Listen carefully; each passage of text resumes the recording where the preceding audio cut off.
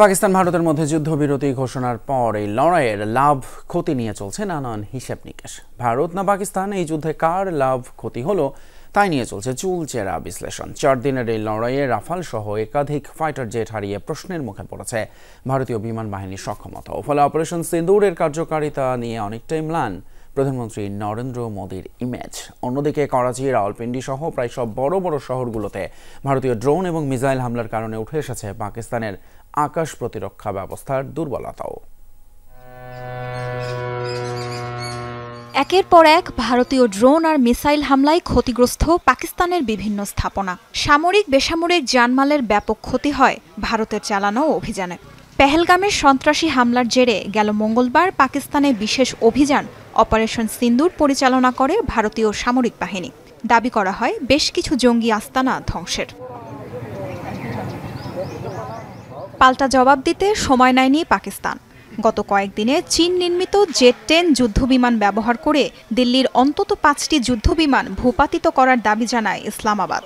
এর মাঝে ছিল ফ্রান্স নির্মিত অত্যাধুনিক ফাইটার রাফালও। ধ্বংস করা হয় ভারতের আস্থার প্রতীক ইসরায়েল নির্মিত হারুপ ড্রোন। যদিও এ প্রসঙ্গ বরাবরই এড়িয়ে গেছে মোদী সরকার।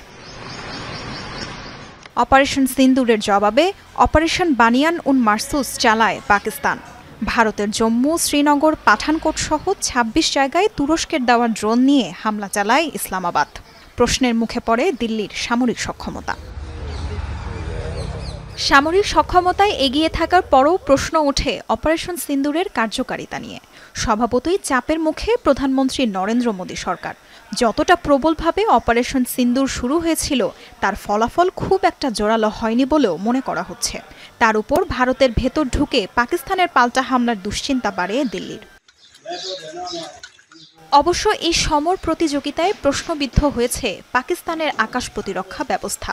চীনের অত্যাধুনিক HQ-9 এয়ার ডিফেন্স রয়েছে পাকিস্তানের, কিন্তু তাও ভারতের লাগাতার ড্রোন হামলায় কিছুটা বিপাকেই পড়ে পাকিস্তানি সেনারা।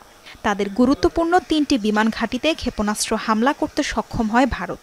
হামলার শিকার হয়েছে করাচি, পেশোয়ারের মতো গুরুত্বপূর্ণ শহর। এইসব ঘটনা অ্যাসিড টেস্ট হিসেবে দেখছেন সামরিক প্রশাসকরা। তাসরিয়ান সোবহান, যমুনা নিউজ।